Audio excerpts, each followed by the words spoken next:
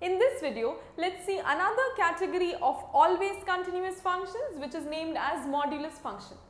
Now we have studied nearly 4 categories of always continuous functions. We know that constant function is always continuous, identity function is always continuous.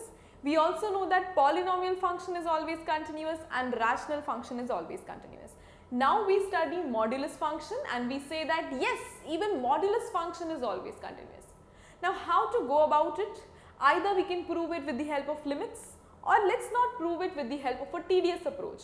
We all know what is the graph of y is equal to mod x. The graph of y is equal to mod x is drawn with the help of the Cartesian plane x axis, y axis, x dash and y dash. Now y is equal to mod x has a V type graph. You know that how to draw it? We already saw it. Now this graph, as you can see, can be redrawn again if I want without lifting my marker pen, and that is why this is the graph of continuous function, because there is no lifting of pen or pencil. So I say with the help of graph that yes, my mod x is continuous. And if somebody is confused as to how did we get this shape of graph, I might remind you that mod x is basically having 2 classifications.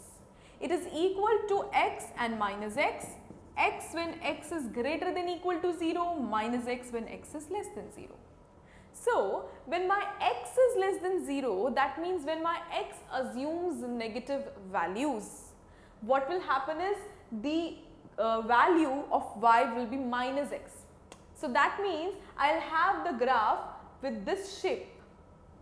But when y is equal to x, because this is equal to y, so when y is equal to x, it is simply 45 degree here, 45 degree with the x axis, a positive slope. So I have this way.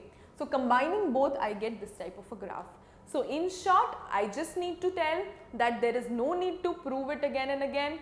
Simply get reminded of the fact of the previous 4 always continuous functions and the 5th new always continuous function, which is called as modulus function.